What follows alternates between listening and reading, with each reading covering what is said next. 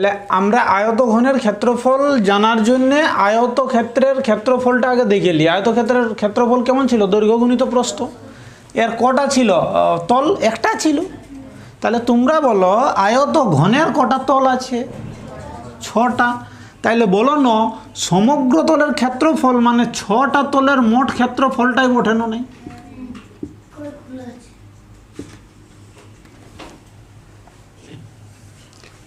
এর ক্ষেত্রফল মানে কি? সব ক্ষেত্রফলগুলোকে যোগ করলে যেটা পাবো।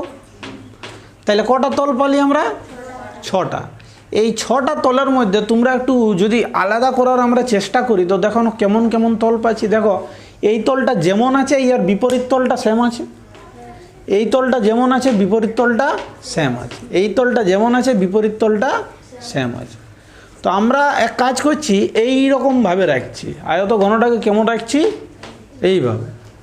তাহলে তোমরাই বলো এই নিচের দিকের তলটাকে ভূমি বলা যেতে পারে কি নেই? যাবে।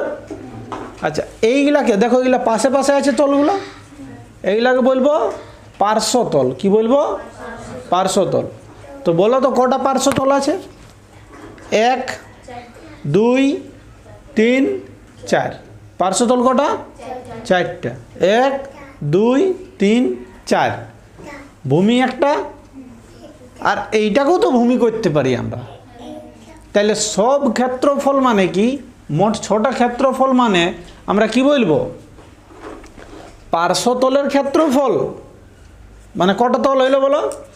4টা। প্লাস ভূমির ক্ষেত্রফলের ডবল বা 2 গুণিত ভূমির ক্ষেত্রফল। তাইলে এইটাও হইলো আর এইটাও। তাহলে দেখুন 6টাই এলো না নেই? কি বলছি সূত্রটা? পার্শ্বতলের ক্ষেত্রফল প্লাস 2 গুণিত ভূমির ক্ষেত্রফল। বলো একবার সবাই। পার্শ্বতলের ক্ষেত্রফল প্লাস 2 গুণিত ভূমির ক্ষেত্রফল। কারণ এইটা যা হবে এইটা তাই হচ্ছে। তাহলে আমার আয়তঘনতে আমরা আছি, এক একটা তল বটে আয়তক্ষেত্র। তাহলে সমগ্র তলের ক্ষেত্রফল যদি আমাদেরকে চাই, তাহলে এই ক্ষেত্রফলটা ধরো এটাকে আমি সবুজ রং করতে চাই। তাহলে সবুজ রং মানে আমার কটা তল আছে টোটাল? 6টা। তাহলে 6টা রঙকে আমি সবুজ করব। তাহলে এইটা আর এইটা সেম বটে দু সাইডটা। তাহলে এই একটার ক্ষেত্রফল বাইর করালি গুণিত 2 মানে এইটাও বের হইল। এইটা বের করালি গুণিত 2 মানে এইটাও বের হইল। প্লাস এইটা বের করালি গুণিত 2 মানে এইটাও বের হইল। তাহলে 6টা তলের ক্ষেত্রফল পালি। এটা বটে একটা আয়তঘন, ওটা তো। এই আয়তঘনটার আমরা সমগ্র তলের যদি এর সমগ্র তলের ক্ষেত্রফল দেখো কত সহজে পাবো। একটু জিনিস একটা লক্ষ্য করো। আমি কি করছি? কিছুই না, এক সাইডটাকে শুধু কাটছি। হ্যাঁ, এক সাইডটাকে আমি শুধু করো। হ্যাঁ, উপর দিকটা ঢাকনটা যেটা সেটা বাদ দিলাম, ওটাও পরে আলোচনায় এসছি। এইটা খুলে দিলে বলো না একটা আয়তক্ষেত্র হয়ে গেল না? নেই হইল না আয়তক্ষেত্র? তাহলে একটা বড় আয়তক্ষেত্র যখন এইভাবে আমাদের ঘুরে যাচ্ছে তখন এটা একটা আয়তঘন তৈরি হয়েছে। তাহলে আমি বলছি আমাদের যদি ঢাকন না থাকে, তাহলে ঢাকন না থাকলে এইগুলো নাই থাকবে। এটা তো ধরে লিছি ঢাকন নেই। তাহলে এই যে আমাদের আয়তঘন যেটাকে আমরা বলছি সেটা বাস্তবে একটা কি বটে? আয়তক্ষেত্র বটে।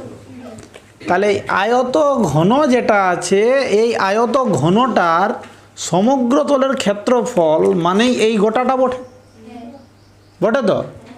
তো তোমরা একটা জিনিস লক্ষ্য করো, এইটাকে আমার এইরকম আছে, এইটাকে আমি যখন এইরকম করছি তখন আয়তঘন হয়ে যাচ্ছে। তো এইটাকে আয়তক্ষেত্র ভাবো। এখন কি ভাবছি? আয়তক্ষেত্র। বলো তো এর ক্ষেত্রফলের সূত্র কি হবে? এইটা গুণিত এইটা, এইটা গুণিত এইটা। তো তোমরাই একটা জিনিস বলো, এইটাকে যেটা আমরা দেখাচ্ছি এইটা দেখো না ভূমির পরিসীমাটাই বোঝানো নেই, আর যেটা আমরা এইটা দেখা পাচ্ছি সেটা উচ্চতাটা বোঝানো নেই। বলো, বুঝা গেল? তাইলে এর সমগ্র তলের ক্ষেত্রফলের ক্ষেত্রে দেখো ঢাকনটা ছাড়া, ঢাকন ছাড়া যদি বলে তাহলে পার্শ্বতল বলছি এইটাকে। পার্শ্বতলের ক্ষেত্রফল মানে হচ্ছে ভূমির পরিসীমা গুণিত উচ্চতা। পার্শ্বতলের ক্ষেত্রফল মানে কটা তল বলো? 6টা তো তলেই আছে। তো পার্শ্বতলের মধ্যে কটা পড়ছে? 4টা। পার্শ্বতলের ক্ষেত্রফল মানে ভূমির পরিসীমা গুণিত উচ্চতা। ভূমির পরিসীমা গুণিত উচ্চতা মানে কি হলো? পার্শ্বতলের ক্ষেত্রফল। আচ্ছা একটা কথা বলো, ভূমির ক্ষেত্রফল কি করে পাবো? এটা তো ভূমি, কোন নেই, এইটা গুণিত এইটা, তবেই তো পালি। এইটা গুণিত এইটা, যেটা এর দৈর্ঘ্য আর এইটা প্রস্থ বা চৌড়া যেটা বলছি, তাহলে এইটা গুণিত এইটা, এইটাও পালি ক্ষেত্রফল। আর এইটাকে যদি ডবল করে দিই তাহলে এই পার্শ্বতলের ক্ষেত্রফল যুক্ত 2 গুণিত ভূমির ক্ষেত্রফল। সমগ্র তল হচ্ছে না নেই বলো? পার্শ্বতলটা সবার ক্লিয়ার হয়েছে? বলো পার্শ্বতলের সূত্রটা কি? পার্শ্বতলের ক্ষেত্রফলের সূত্র তাহলে ভূমির পরিসীমা গুণিত উচ্চতা। আয়তঘনের কটা তল? 6টা। 6টার মধ্যে সাইডের 4টাকে কি বলছি? পার্শ্বতলের ক্ষেত্রফল।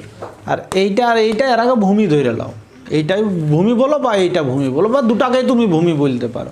তো কটা আছে? এইটা 2টা। আর এইটা কটা আছে? 4টা। তাহলে পার্শ্বতলের ক্ষেত্রফল মানে 4টা শুধু চাই।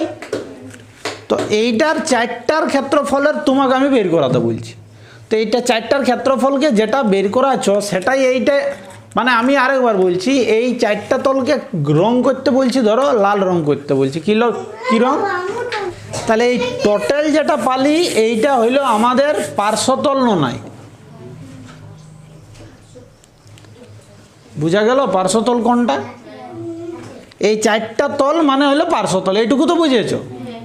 এইবার আমাকে বলো এই 4টা তলের ক্ষেত্রফলটা আমার বাইর করাবার দরকার। তো এই 4টা তলের ক্ষেত্রফলের সূত্রটা কেমন হচ্ছে? ভূমির পরিসীমা গুণিত উচ্চতা।